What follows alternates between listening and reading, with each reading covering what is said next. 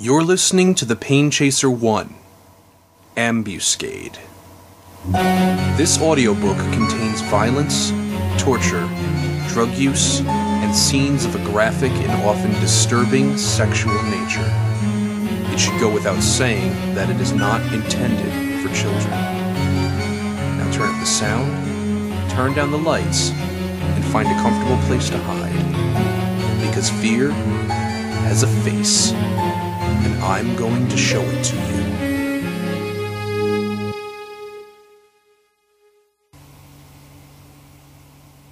Chapter 9. The loud crashing on the other side of the door, which had up to that point been coming at regular intervals, suddenly stopped, as abruptly as it had begun. It was impossible to tell if the thing that had been trying to break through was still there. The small company of fire inspectors did not move, and when a knock came a minute later, Tabby actually cried out. "Why can't you just leave us alone?" she yelled at the door. "No, wait," Anton said. "I think that was something else." The knock came again, louder this time, followed by a voice. "This is the police. Can you hear me? If you can hear me, open the door." The four actually broke into laughter as Rob hastened to pull back the brace and open the door. Two officers stood in the doorway, glancing at them wonderingly. One tall and thin, the other stocky and broad-shouldered, carrying a fire axe at his side. "What the hell happened here?" asked the broad-shouldered cop, looking at the ruined door frame in amazement. "Did some kind of animal do this?" "We don't know," Rob told him. "Did you see anyone else?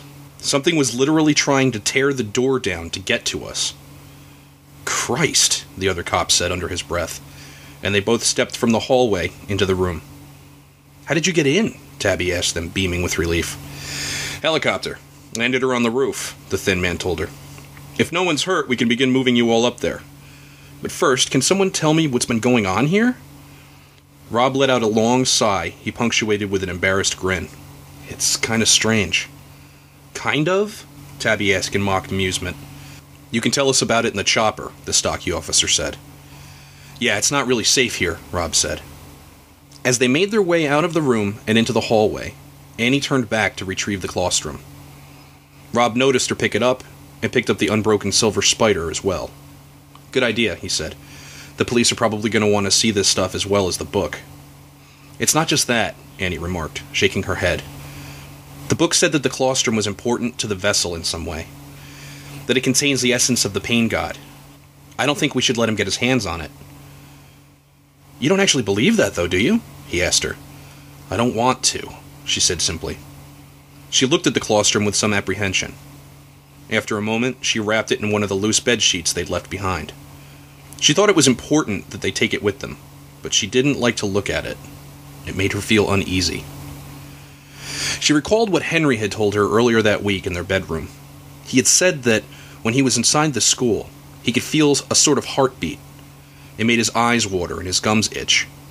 She wondered if the colostrum had touched him as well, reaching out like some kind of malicious radio broadcast. She put the idea from her head and followed the others out into the hall. Here they were treated to another shock. The hallway they had been navigating all night now looked different. This was not simply some trick of the light. The locker banks, which previously were freshly painted pale green, were now old-looking and flecked with rust. The floor tiles had changed entirely, not just in their apparent age, but to a completely different pattern. "What the fuck?" Anton said as he looked about. "What?" the cops asked almost in unison.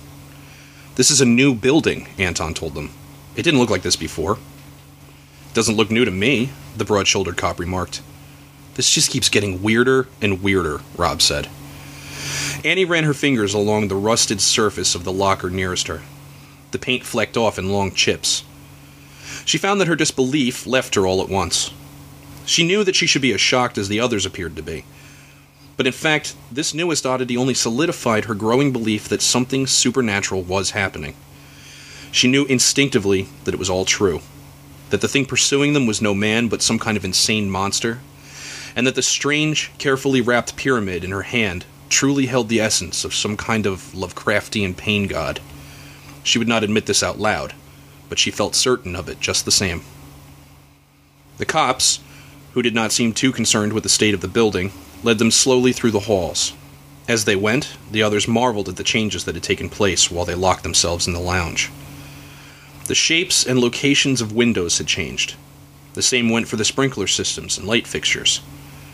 Annie knew that what she was seeing was the school as it had been, before the fire that had destroyed it the first time. Somehow things were reverting, as if the past was scratching through to the present. She wondered if a place could have a ghost, if a town could be haunted by the shared horror of the past. The thought sent a shudder up her spine that made the hair stand up on the back of her neck. The police led them up a stairwell that led to the second floor. Here, things remained unchanged. The effect was apparently happening a bit at a time. They walked down one hallway and took another set of stairs that led to the building's roof. For the first time since the beginning of their trip into the heart of Kettle Creek, sunlight broke through the dark clouds as they stepped from the hallway onto their school's roof. The door opened after some effort, pushing back the wall of snow and slush that had built up against it. But the two officers had brushed most of that aside when they'd come this way before. It appeared that they'd shoveled their way to the door, creating two walls of snow on either side of the rooftop. The helicopter stood like a symbol of life in this dark place, daylight dancing across its polished white surface.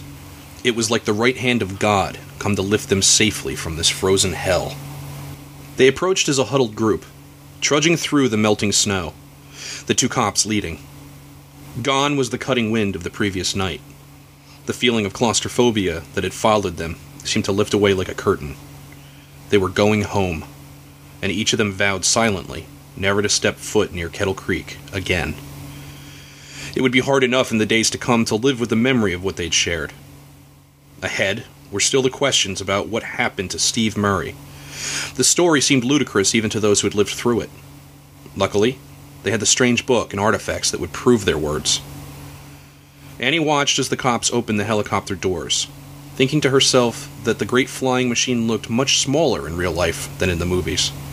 The broad-shouldered cop leaned in and let out a gasp of surprise. "What the hell?" he asked his partner. Annie felt the icy hand of fear clutch her heart. Rob immediately ran forward to push past the thinner officer. "What do you mean, what the hell?" he asked, his wavering voice a mirror of the dread she herself was feeling.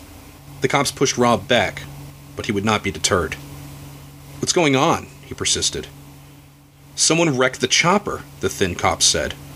"Pulled the controls right out of the cockpit." "How's that even possible?" the other cop remarked. "Do you know how strong you would have to be to do something like that?" "What?" Tabby yelled in undisguised panic. The two cops stepped aside so that the others could see the damage. As stated, something had torn the cyclic stick completely out of the floor, as well as leaving the instrument panel in tatters. Torn metal, plastic, and exposed wires were strewn everywhere. "Can you fix it?" Tabby asked. "What the hell did they use to do this kind of damage?" the thin cop was asking his partner, ignoring her. "It looks like someone took a friggin' jackhammer to it." "Can you fix it?" she asked again, louder this time. "Lady, I'm not a mechanic," the broad-shouldered cop told her in annoyance. "Christ, look at this," the thinner cop said, ushering his partner around to the side of the copter. "Even the gas tank's been punctured. Whoever did this wanted to make damn sure we weren't going to fly out of here."